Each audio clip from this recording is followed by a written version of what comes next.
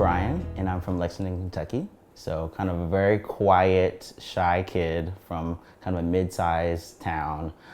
Decided that I really wanted to live in New York City, and I had a passion for education. So I decided to join a teaching corps in New York City to kind of like transform my life.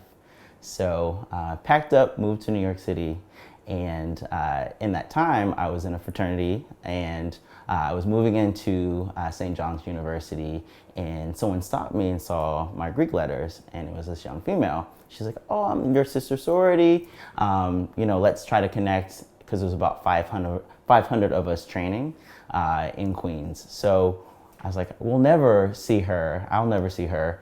But then like randomly, I kept bumping into her. So we're like, "Let's be friends."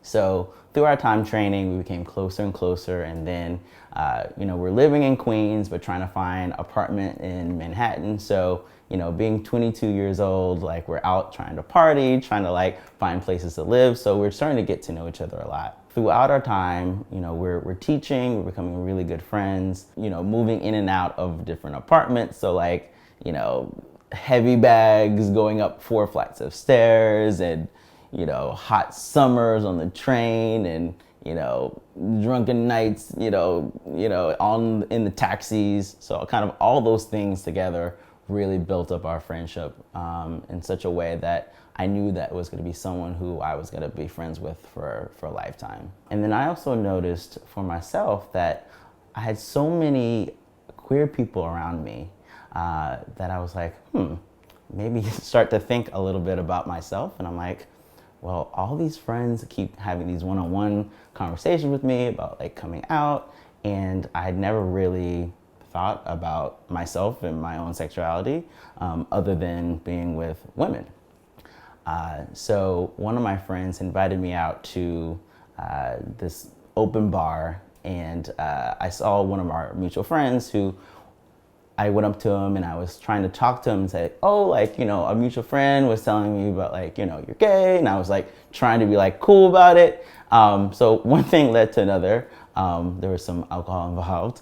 That person wound up being my first boyfriend. So I kind of kept it to myself because most people didn't know my background or had any suspicions that I might be exploring my sexuality. But I've really felt bad about not telling my friend because we were so close. And then through that time, I realized that I think that her roommate and her together. So it made me think about a time we were going out to a music festival, and we're on the train, and her roommate, they began arguing. And I was like, this doesn't feel like just a roommate argument. It feels like a lover's quarrel. And I was like, okay, I'm not gonna question it because feelings are very high right now. So we wound up going to the concert, we kind of don't speak of it. So my birthday was coming up, and I invited a big group of friends. I think it was my 26th birthday. We have a little bit more money now. So I'm I had rented this rickety basement, Lower East Side bar with a couch. And I decided this is the opportunity that I want to be as transparent and honest with my best friend, and also just challenge myself to be just more honest and transparent too. So we go there, we get there. I'm a little bit nervous because the person I was dating was going to be there. So I just pulled her aside, sat her on the couch, and I said, "Okay, so I have something to tell you, and I have kind of a request too." I said, "Well, my boyfriend's here that I want you to meet."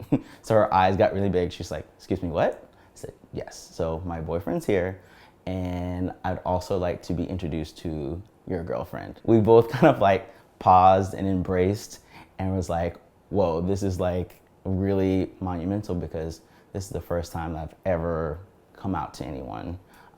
No one's kind of known what I've been going through. And she's like, "I thought so, but I didn't want to ask, and I didn't want to hide it from you either." So it was a really kind of cool opportunity to for us to kind of share this really intimate moment. It was such a relief for both of us because I think she had also been kind of struggling with how to approach this kind of new lifestyle that she was exploring. So I think for both of us, we both had like this kind of sigh of relief. And then like when we just hugged, it was just like, whew. After that moment, we kind of were like, wow, so we are in this queer space together in New York City, so let's explore. So a part of us being able to like come out and tell each other stories. So we like start going to the different like lesbian bars and gay bars and like really experiencing New York City in a different way that we had never done before. After 15 years from that date, you know, still one of my closest friends. I think I've met every one of her girlfriends.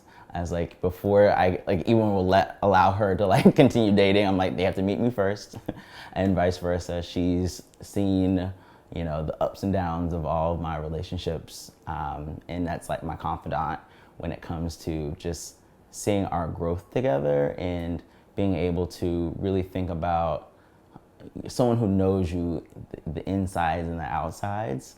So, and you know, kind of in terms of relationships, we're like, that's the person I can go to, be like, am I tripping? No, I'm not tripping. Okay, great. You know, when I think about my friends, and I think about, I don't really have acquaintances. I have people who I consider to be really close, intimate friends. And it was really because of when I was able to come out, because I was like, wow, people will love you regardless of anything. So I think it's really transformed me as a person. One, to be just really open, and two, not to be fearful of what I think other people may think, because I think that's the hardest thing with being a person that's dealing with kind of any kind of queer issues, is that we've built up this kind of like nasty monster in our mind, when I think more times people are actually going to be more accepting.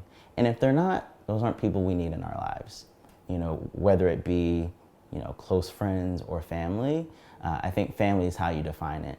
And a lot of my family in New York are people who I've grown up with and people who love me no matter what.